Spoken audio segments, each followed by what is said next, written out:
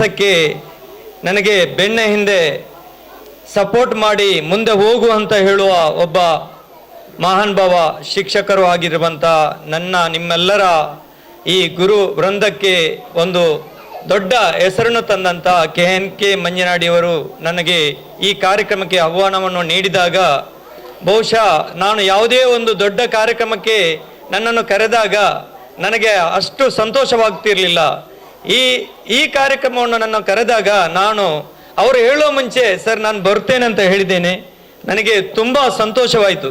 ಯಾಕೆಂದರೆ ನಾನು KNK ಮಂಜನಾಡಿಯವರ ಶಾಲೆಯಲ್ಲಿ ಪ್ರಪ್ರಥಮವಾಗಿ ಒಂದು ಕಾರ್ಯಕ್ರಮಕ್ಕೆ ಬಂದಿದ್ದೇನೆ. ಇದಕ್ಕೆ ಮುಂಚೆ ಈ ಶಾಲೆಗೆ ಕೂಡ ನಾನು ಬರಲಿಲ್ಲ. ಬಹುಶಃ ನಾನು ಇಲ್ಲಿ ಕೇಳುತ್ತಾ ಬಂದೆ KNK ಮಂಜನಾಡಿಯವರ ಶಾಲೆ ಯಾವುದಂತ. ಸೈಯದ್ ಮದನಿ ಅಲೆಕೋಟೆ ಶಾಲೆ ಅಂತ ಕೇಳಿಲ್ಲ. ನಾನು ಅವರ ಹೆಸರು ಕೇಳಿದಾಗ ಅವರು ನನಗೆ ತೋರಿಸಿಕೊಟ್ಟರು ದಾರಿ ಹೋಕರು. ಬಹುಶಃ ಆಗ ನನಗೆ ಗೊತ್ತಾಯಿತು ಇದು ಶಾಲೆ ಸೈಯದ್ ಮದನಿ ಅವರ ಶಾಲೆ ಅಲ್ಲ, KNK ಮಂಜನಾಡಿಯವರ ಶಾಲೆ ಅಂತ. ಅದೇ ರೀತಿ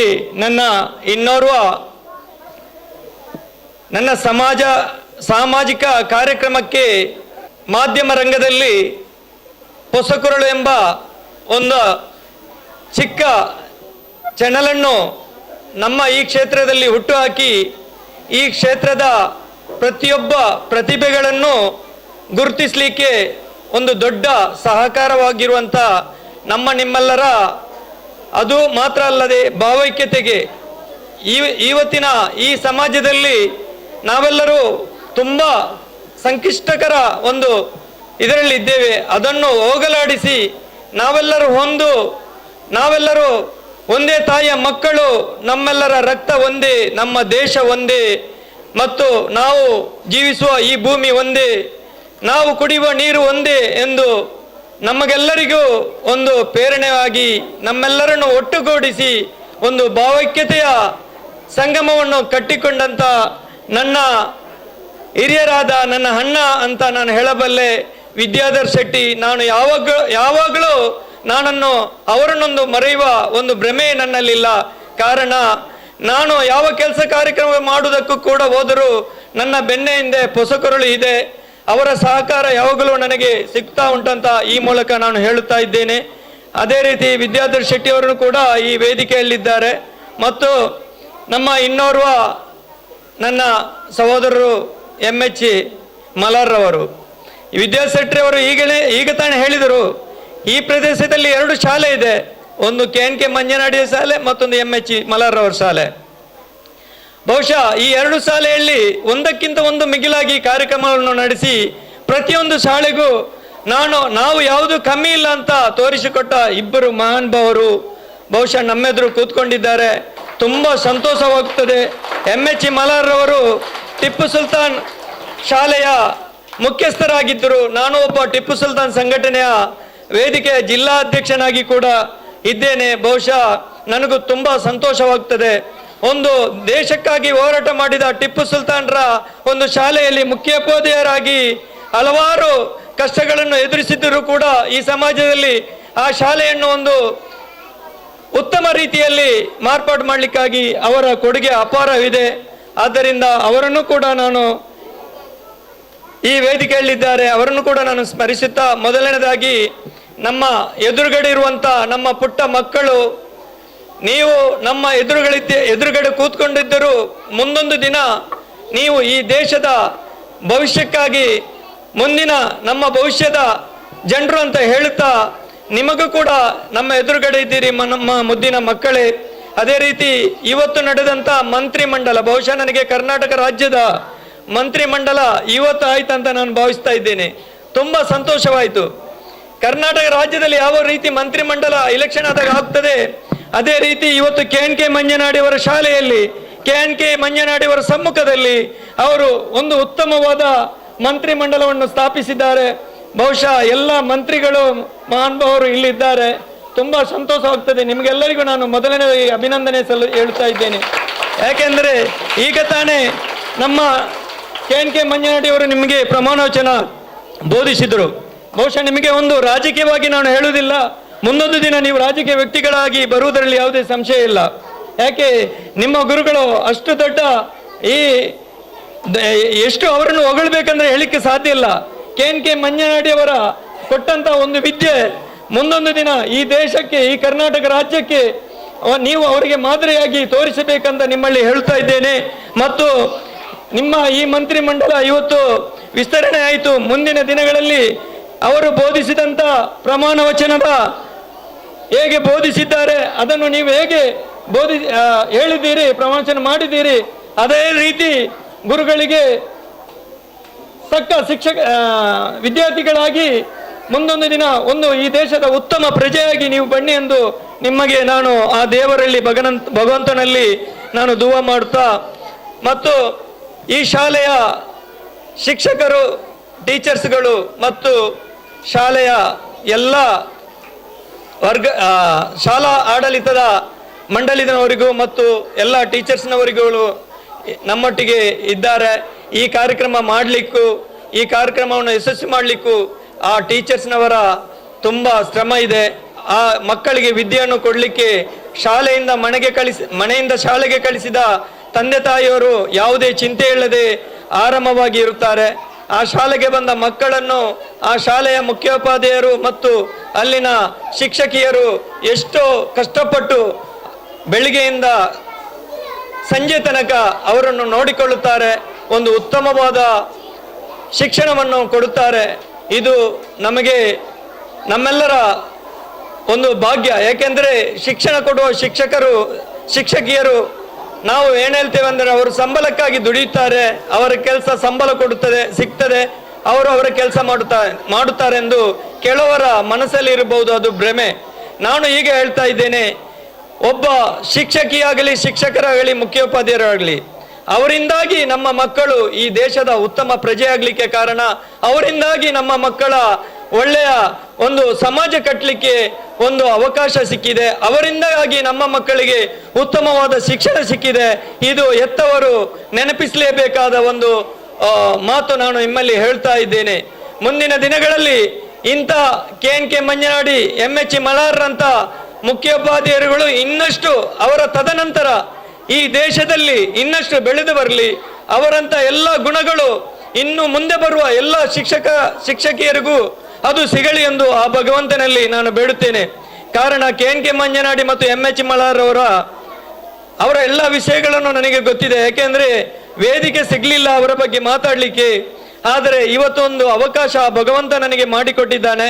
ಆದ್ದರಿಂದ ಅವರು ನಮ್ಮ ಎದುರುಗಡೆ ಕೂತಿದ್ದಾರೆ. ನನಗೆ ಅವರ ಎದುರುಗಡೆ ನಿಂತುಕೊಂಡು ಮಾತಾಡ್ಲಿಕ್ಕೆ ಒಂದು ಹೆದರಿಕೆ ಆಗ್ತಾ ಇದೆ. ಯಾಕೆಂದ್ರೆ ನಾನು ಗುರುಗಳಿಗೆ ಕೊಡುವಷ್ಟು ಗೌರವ ಬೇರೆ ಯಾರಿಗೆ ಕೊಡುವುದಿಲ್ಲ.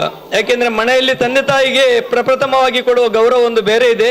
ತದನಂತರ ನಾವು ಸಮಾಜದಲ್ಲಿ ಕೊಡುವ ಗೌರವ ಗುರುಗಳಿಗೆ. ಅದು ಯಾವ ಒಬ್ಬ ವಿದ್ಯಾರ್ಥಿ ಅಥವಾ ಯಾವುದೇ ಒಬ್ಬ ಮನುಷ್ಯ ಅವನ ಜೀವನದಲ್ಲಿ ಪಾಲಿಸ್ತಾನೋ ಅವನು ಈ ದೇಶದ ಒಂದು ಉತ್ತಮ ಪ್ರಜೆಯಾಗಿ, ಈ ದೇಶಕ್ಕೆ ಒಂದು ದೊಡ್ಡ ಆಸ್ತಿಯಾಗಿ ಬರಲಿಕ್ಕೆ ಸಾಧ್ಯ. ಯಾಕೆಂದ್ರೆ ಕಳಿಸಿದ ಆ ಗುರುಗಳನ್ನು ಮರೆಯುವ ಒಬ್ಬ ವಿದ್ಯಾರ್ಥಿ ಅವ ಈ ದೇಶಕ್ಕೆ ಯಾವುದೇ ಒಂದು ಕೊಡುಗೆ ಕೊಡ್ಲಿಕ್ಕೆ ಅವನಿಂದ ಸಾಧ್ಯ ಆಗ್ಲಿಕ್ಕಿಲ್ಲ. ಈ ಮಾತು ನಾನು ಯಾಕೆ ಹೇಳ್ತಾ ಇದ್ದೇನೆಂದ್ರೆ, ಮುಂದೆ ಎಲ್ಲ ನಾವು ಶಾಲೆಗೆ ಹೋಗುವಾಗ ಅಷ್ಟು ಭಯ ಭಕ್ತಿ ಎಲ್ಲ ಇತ್ತು. ಈಗ ಸರ್ಕಾರ ಏನು ಮಾಡಿದೆ ಅಂದ್ರೆ, ಬೆತ್ತ ಹಿಡಿದರೆ ಆ ಶಾಲೆ ಶಿಕ್ಷಕಿಯರನ್ನು ಜೈಲಿಗೆ ಅಟ್ಟುತ್ತಾರೆ. ಆದ್ದರಿಂದ ಅವರಿಗೆ ಹೊಡೆಯುವ ಯಾವುದೇ ಪರ್ಮಿಷನ್ ಈಗಿನ ಸರ್ಕಾರ ಕೊಡ್ತಾ ಇಲ್ಲ. ಮುಂಚೆ ನಾವೆಲ್ಲ ಹೋಗುವಾಗ ಯಾವುದೇ ಒಬ್ಬ ಶಿಕ್ಷಕರಿಂದ ನಾವು ಪೆಟ್ಟು ತಿಂದಿದ್ದರೆ ಇವತ್ತು ಈ ವೇದಿಕೆಯಲ್ಲಿ, ಈ ಸ್ಟೇಜಲ್ಲಿ ನಿಮ್ಮನ್ನು ಉದ್ದೇಶಿಸಿ ಮಾತಾಡಲಿಕ್ಕೆ ಅವಕಾಶ ಮಾಡಿಕೊಟ್ಟದೇ ನನ್ನ ಗುರುಗಳು. ಆದ್ದರಿಂದ ನಿಮಗೆಲ್ಲ ಅಂತ ಪೆಟ್ಟಿನ ರುಚಿ ಸಿಗುವುದಿಲ್ಲ. ಕೆ ಮಂಜನಾಡಿ ಆಗಲಿ, MH ಮಲಾರ್ ಆಗಲಿ, ಪ್ರೀತಿಯಿಂದ ಅವರ ಮನೆಯಲ್ಲಿರುವ ಮಕ್ಕಳಾಗಿ ನಿಮ್ಮನ್ನು ತುಂಬ ಪ್ರೀತಿಯಿಂದ ಮಾತಾಡಿ ನಿಮಗೆ ಒಳ್ಳೆಯ ಶಿಕ್ಷಣವನ್ನು ಕೊಡ್ತಾ ಇದ್ದಾರೆ. ಆದ್ದರಿಂದ ನೀವು ಮುಂದಿನ ದಿನಗಳಲ್ಲಿ ಈ ಸಮಾಜಕ್ಕೆ ನಿಮ್ಮ ಕೊಡುಗೆ ಏನು ಕೊಡಬೇಕೆಂದು ನಾನು ಹೇಳುತ್ತೇನೆ. ಯಾಕೆಂದ್ರೆ ಸಮಾಜದಲ್ಲಿ ನೀವು ದುಡಿದು ನೀವು ಶಿಕ್ಷಣ ಪಡೆದು ನೀವು ದೊಡ್ಡ ರಾಜಕೀಯ ವ್ಯಕ್ತಿಗಳಾಗಿ ಅಥವಾ ಡಾಕ್ಟರ್ಗಳಾಗಲಿ ಅಥವಾ ನೀವು ಯಾವುದೇ ಇಂಜಿನಿಯರ್ಸ್ ಆಗಲಿ ಅಥವಾ ಈ ದೇಶಕ್ಕೆ ನೀವು ಈ ದೇಶದ ಒಂದು ಪಾರ್ಲಿಮೆಂಟ್ ಅಲ್ಲಿ ಕೂತ್ಕೊಂಡು ಮಾತಾಡುವ ವ್ಯಕ್ತಿಯಾಗಿ, ಜನಪ್ರತಿನಿಧಿ ಆಗಲಿ, ಯಾವುದೇ ಆದರೂ ಕೂಡ ನಿಮ್ಮ ಮನಸ್ಸಲ್ಲಿ ನೀವು ಒಂದು ನಿಯತ್ತನ್ನು ಇಡಬೇಕು. ಅದೇನೆಂದರೆ, ಈ ಸಮಾಜದಲ್ಲಿ, ಈ ದೇಶದಲ್ಲಿ ನನ್ನ ತಾಯಿ ಹೆತ್ತು ಈ ಭೂಮಿಗೆ ದೇವರು ಕಳಿಸಿಕೊಟ್ಟಿದ್ದಾರೆ. ಆದರೆ ಇದು ಈ ಭೂಮಿಗೆ ಬಂದ ಮೇಲೆ ನನ್ನ ಕೆಲಸ ಇಲ್ಲಿಗೆ ಮುಗಿಯಲಿಲ್ಲ. ಕಾರಣ ನೀವೆಲ್ಲರೂ ನನ್ನನ್ನು ಸೇರಿ ನಾವೆಲ್ಲರೂ ನಮಗಾಗಿ ಬದುಕಬಾರದು, ನಾವೆಲ್ಲರೂ ಇತರರಿಗಾಗಿ ಬದುಕಬೇಕು, ನಾವೆಲ್ಲರೂ ಎಲ್ಲರಿಗಾಗಿ ಬದುಕಬೇಕು, ನಾವೆಲ್ಲರೂ ಎಲ್ಲರೊಟ್ಟಿಗೆ ಒಟ್ಟುಗೂಡಿ ಬದುಕಬೇಕು. ಈ ಒಂದು ಭಾವನೆ ನಮ್ಮಲ್ಲಿ ಮಕ್ಕಳೇ ಬರಬೇಕು. ಯಾಕೆಂದ್ರೆ ಇಂದಿನ ಮಕ್ಕಳು ಮುಂದಿನ ಭವಿಷ್ಯ.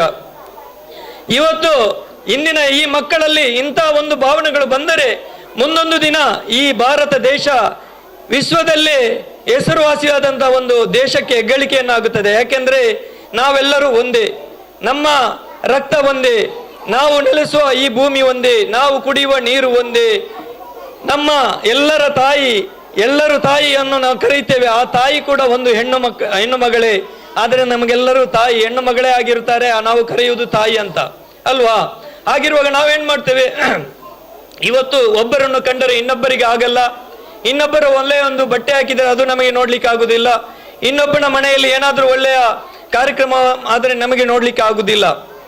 ಯಾವಾಗ ನಮ್ಮ ಮನಸ್ಸಲ್ಲಿ ಅಂತ ಭಾವನೆಗಳು ಮೂಡುತ್ತದೆ, ಅವ ಆ ಸಮುದಾಯದವ, ಇವ ಈ ಸಮುದಾಯದವ ಅಂತ ಹೇಳಿ ನಮ್ಮ ಆ ಮನಸ್ಸಲ್ಲಿ ಯಾವಾಗ ಮೂಡುತ್ತದೆ ಆವಾಗ ನಾವು ಒಂದು ಉತ್ತಮ ಪ್ರಜೆಯಾಗಿ ಬರಲಿಕ್ಕೆ ಸಾಧ್ಯ ಇಲ್ಲ. ನೀವು ಮುಂದೊಂದು ದಿನ ಈ ದೇಶದ ಆಸ್ತಿ ಆಗಬೇಕು, ಈ ದೇಶಕ್ಕೆ ನಿಮ್ಮ ಕೊಡುಗೆ ಬೇಕು. ಅದು KNK ಮಂಜನಾಡಿ ಆಗಲಿ, MH ಮಲಾರ್ ಆಗಲಿ, ಅವರ ಹೆಸರನ್ನು ನೀವು ಈ ದೇಶಕ್ಕೆ ಕೊಂಡೊಯ್ಯಬೇಕಾದ್ರೆ ನೀವು ಶ್ರಮ ಪಡಬೇಕು. ಅವರು ನಿಮಗೆ ಕೊಟ್ಟ ಈ ಶಿಕ್ಷಣ, ನಿಮಗೆ ಕೊಟ್ಟ ಈ ವಿದ್ಯೆಯನ್ನು ನೀವು ಮುಂದೊಂದು ದಿನ ಈ ಭಾರತ ದೇಶಕ್ಕೆ ತೋರಿಸುವಂತಾಗಬೇಕು. ಅದರಿಂದಾಗಿ ನಿಮ್ಮ ಗುರುಗಳಿಗೆ ನೀವು ಹೆಸರು ತಂದು ಬೇಕಾಗ್ತದೆ. ಮಕ್ಕಳೇ, ನೀವು ಯಾವುದೇ ರೀತಿಯಲ್ಲಿ ನಿಮ್ಮ ಗುರುಗಳಿಗೆ ಕಾಣಿಕೆ ಕೊಡುವುದು ಬೇಡ.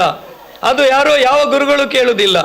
ನೀವು ಗುರುಗಳಿಗೆ ಕೊಡಬೇಕಾದ MH ಮಲಾರ್ ಆಗಲಿ, KNK ಮಂಜನಾಡಿ ಆಗಲಿ, ಅಥವಾ ಯಾರೇ ಶಿಕ್ಷಕರೇ ಆಗಲಿ, ಅವರಿಗೆ ನೀವು ಕೊಡುವ ಕಾಣಿಕೆ, ನೀವು ವಿದ್ಯೆಯನ್ನು ಕಲಿತು ಈ ದೇಶದಲ್ಲಿ ಉತ್ತಮ ಪ್ರಜೆಯಾಗಿ ಬದುಕಿದರೆ ಅದೇ ಅವರಿಗೆ ಸಾರ್ಥಕ ಆಗಬಹುದು. ಯಾಕೆಂದ್ರೆ ನಮ್ಮ ವಿದ್ಯಾರ್ಥಿಗಳು, ನಾನು ಕಲಿಸಿದ ಮಕ್ಕಳು ಈ ದೇಶದಲ್ಲಿ ಒಂದು ಉತ್ತಮ ಪ್ರಜೆಯಾಗಿದ್ದಾರೆ, ಈ ದೇಶಕ್ಕೆ ಕೀರ್ತಿಯನ್ನು ತಂದಿದ್ದಾರೆ ಎಂಬ ಆ ಮನಸ್ಸು ಆ ಮಲಾರೆ MH ಹಾಗೂ KNK ಮಂಜನಾಡಿಯವರ ಆ ಇದರಲ್ಲಿ ಬಂದರೆ ನೀವು ಎಷ್ಟು ಒಂದು ಭಾಗ್ಯವಂತರಂತ ನಾನು ಹೇಳಬಲ್ಲೆ.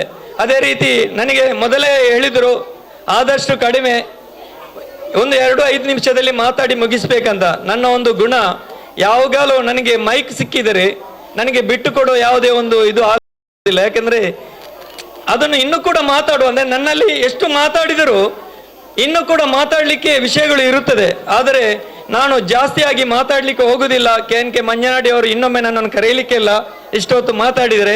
ಆದ್ದರಿಂದ ದಯವಿಟ್ಟು ಈ ಶಾಲೆಯ ಎಲ್ಲ ಶಿಕ್ಷಕಿಯರಿಗೂ ಮತ್ತು ಇಲ್ಲಿನ ಮುಖ್ಯೋಪಾಧ್ಯಾಯರಾದಂತಹ KNK ಮಂಜನಾಡಿ ನನ್ನ ಸಹೋದರರಿಗೂ ನಾನು ಈ ಕಾರ್ಯಕ್ರಮದಲ್ಲಿ ಭಾಗವಹಿಸಲಿಕ್ಕೆ ನೀವು ಅವಕಾಶ ಮಾಡಿಕೊಟ್ಟಿದ್ದೀರಿ. ತುಂಬ ಸಂತೋಷವಾಯಿತು. ಯಾಕಂದರೆ ಇಷ್ಟು ಮಕ್ಕಳ ಒಟ್ಟಿಗೆ ಈ ಮಂತ್ರಿ ಮಂಡಲವನ್ನು ವಿಸ್ತರಣೆ ಮಾಡಿಕೊಟ್ಟಿದ್ದೀರಿ. ಮಂತ್ರಿ ಮಂಡಲ ಆದ ಮೇಲೆ ಮಂತ್ರಿಗಳು ನಮ್ಮೊಟ್ಟಿಗೆ ವೇದಿಕೆಯಲ್ಲಿ ಕೂತಿದ್ದಾರೆ. ತುಂಬ ಸಂತೋಷವಾಗ್ತದೆ. ಎಲ್ಲ ಕರ್ನಾಟಕ ರಾಜ್ಯದಲ್ಲಿ ಯಾವುದೆಲ್ಲ ಮಂತ್ರಿಗಳಿದೆ ಅದೆಲ್ಲ ಅದೇ ಥರ ಎಲ್ಲ ಮಂತ್ರಿಗಳನ್ನು ನಮ್ಮ KNK ಮಂಜನಾಡಿ ಅವರು ಮಾಡಿದ್ದಾರೆ. ಬಹುಶಃ ಇದರಲ್ಲಿ ಅವರು ಯಾವುದೇ ಒಂದು ತಾರತಮ್ಯ ಮಾಡಿರಲಿಕ್ಕೆ ಇಲ್ಲ ಮತ್ತು ಯಾವುದೇ ಒಂದು ಇಂಪ್ಲಾನ್ಸ್ ಕೂಡ ಇವರಿಗೆ ಹೋಗ್ಲಿಕ್ಕಿರಲಿಲ್ಲ. ಅಂದರೆ ನನಗೆ ಗೃಹ ಸಚಿವ ಬೇಕು, ನನಗೆ ಶಿಕ್ಷಣ ಸಚಿವ ಬೇಕಂತ ಹೇಳಿ ಇಲ್ಲಿ ಯಾವುದೇ ಒಂದು ಇಂಪ್ಲಾನ್ಸ್ ಆಗಿರ್ಲಿಕ್ಕಿಲ್ಲ. ಆದ್ದರಿಂದ ಉತ್ತಮವಾಗಿ ತಾವು ತಮ್ಮ ಮಕ್ಕಳಿಗೆ ಒಂದು ಮಂತ್ರಿ ಮಂಡಲವನ್ನು ರಚಿಸಿ ಅವರಿಗೆ ಈ ವೇದಿಕೆಯಲ್ಲಿ ಕೂತ್ಕೊಳ್ಳಿಕ್ಕೆ ಮತ್ತು ನಮ್ಮನ್ನು ಕೂಡ ಕರೆಸಿ ನಮಗೆ 1-2 ಮಕ್ಕಳಿಗೆ ಹಿತವಚನವನ್ನು ಹೇಳಿಕೊಳ್ಳಲು ಮತ್ತು ನಿಮ್ಮಂಥ ಒಂದು ಮಹಾನ್ ಭಾವರಾದಂಥ ಗುರುಗಳಾದ KNK ಮಂಜನಾಡಿ MH ಮಲಾರ್ ಅವರ ಸಮ್ಮುಖದಲ್ಲಿ ನಿಂತುಕೊಂಡು ಮಾತಾಡಲಿಕ್ಕೆ ಒಂದು ಅವಕಾಶವನ್ನು ಮಾಡಿಕೊಟ್ಟಿದ್ದೀವಿ. ಮತ್ತು ಎಲ್ಲದಕ್ಕೂ ಮುಂಚೆ ನನ್ನ ಎಲ್ಲ ಕ್ಷೇತ್ರಕ್ಕೂ ನನಗೆ ಪ್ರೇರಣೆಯಾಗಿ ಈ ದುಂಬು ಪೋಲ ನಿನ್ನ ಪಿರೋಡು ಯಾಣೊಲ್ಲೆ ಪಂದು ನನ್ನ ಬೆನ್ನ ತಟ್ಟಿದಂಥ ವಿದ್ಯಾಧರ್ ಶೆಟ್ಟಿಯವರನ್ನು ಕೂಡ ನಾನು ಮಾತಾಡಲೇಬೇಕಾಗ್ತದೆ. ಯಾಕೆಂದರೆ ಈ ಸಮಾಜದಲ್ಲಿ ನನಗೆ ಮುಂದೆ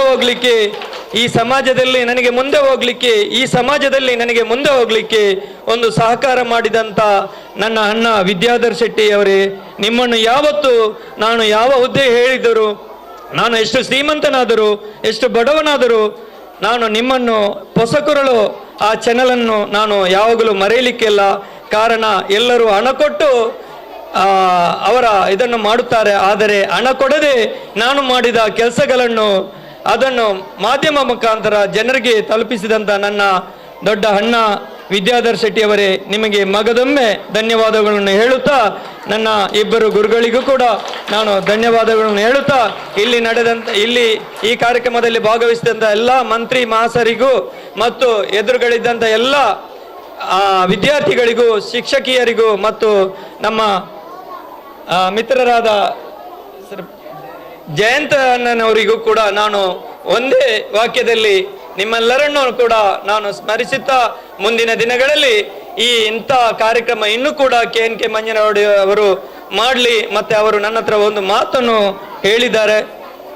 ಇನ್ಶಾ ಅಲ್ಲಾ, ದಯವಿಟ್ಟು ಸರ್, ನಾನು KNK ಮಂಜನಾಡಿ ಅಂತ ಹೇಳುವುದೇ ತಪ್ಪು ಸರ್. ನೀವು ಹೇಳಿದಂಥ ಮಾತಿಗೆ ನಾನು ಬದ್ಧವಾಗಿದ್ದೇನೆ. ಮುಂದಿನ ದಿನಗಳಲ್ಲಿ ನನ್ನಿಂದ ಅಥವಾ ಇತರರಿಂದ ಏನಾದರೂ ಈ ಶಾಲೆಗೆ ಆಗಬೇಕಿದ್ದರೆ ಗ್ಯಾರಂಟಿ ಇನ್ಶಾ ಅಲ್ಲ, ನಾನು ಆ ದೇವರ ದಯದಿಂದ ನನ್ನದು ಒಂದು ಚಿಕ್ಕ ಅಳಿಲು ಸೇವೆ ಖಂಡಿತವಾಗಿಯೂ ನಾನು ಮಾಡುತ್ತೇನೆಂದು ಈ ಮೂಲಕ ನಾನು ಹೇಳುತ್ತಾ, ನನಗೆ ಮಾತನಾಡಲಿಕ್ಕೆ ಅವಕಾಶ ಮಾಡಿಕೊಟ್ಟ ನಿಮಗೆಲ್ಲರಿಗೂ ನಾನು ಚಿರಋಣಿ ಎಂದು ಹೇಳುತ್ತಾ, ಜೈ ಕರ್ನಾಟಕ, ಜೈ ಹಿಂದ್. ಧನ್ಯವಾದಗಳು. ಬಹಳಷ್ಟು ಉತ್ತಮವಾಗಿ ಉತ್ತಮ ಸಾಹಿತ್ಯದೊಂದಿಗೆ ಮಾತನಾಡಲಿಕ್ಕೆ ಶಕ್ತಿ ಇರುವಂಥವರು ಇಸ್ಮಾಯಿಲ್ ಶಾಫಿ. ಅದಕ್ಕೆ ನಮ್ಮ ಸಾಹಿತ್ಯ ಸಂಘಗಳ ಉದ್ಘಾಟನೆಗೆ ನಾವು ಅವರನ್ನು ಕರೆದದ್ದು. ಧನ್ಯವಾದಗಳು. ಇಸ್ಮಾಯಿಲ್ ಶಾಫಿ ಅವರ ಹತ್ರ MH ಮಲ್ಲಾರ್ ಅವರು ಬಹುಶಃ ಇಡೀ ನಮ್ಮ ದಕ್ಷಿಣ ಕನ್ನಡ ಜಿಲ್ಲೆಯಲ್ಲಿ ಟಿಪ್ಪು ಸುಲ್ತಾನ್ ಎಂಬಂಥ ಒಂದು ವಿದ್ಯಾಸಂಸ್ಥೆಯ ಮುಖ್ಯೋಪಾಧ್ಯಾಯರಿಯಾಗಿ ಕಾರ್ಯನಿರ್ವಹಿಸಿದವರು MH ಮಲ್ಲಾರ್ ಅವರು.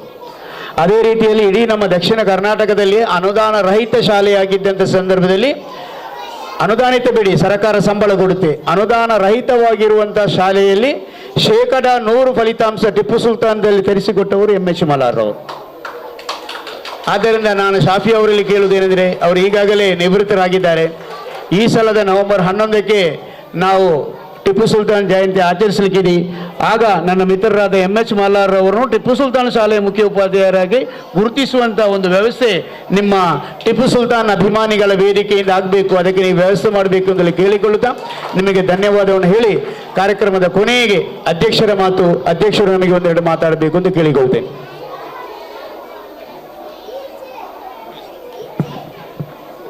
ಈಗ ನಮ್ಮ ಗುರುಗಳು ಮಂಜನಾಡಿಯವರು ಒಂದು ಮಾತು ಹೇಳಿದರು.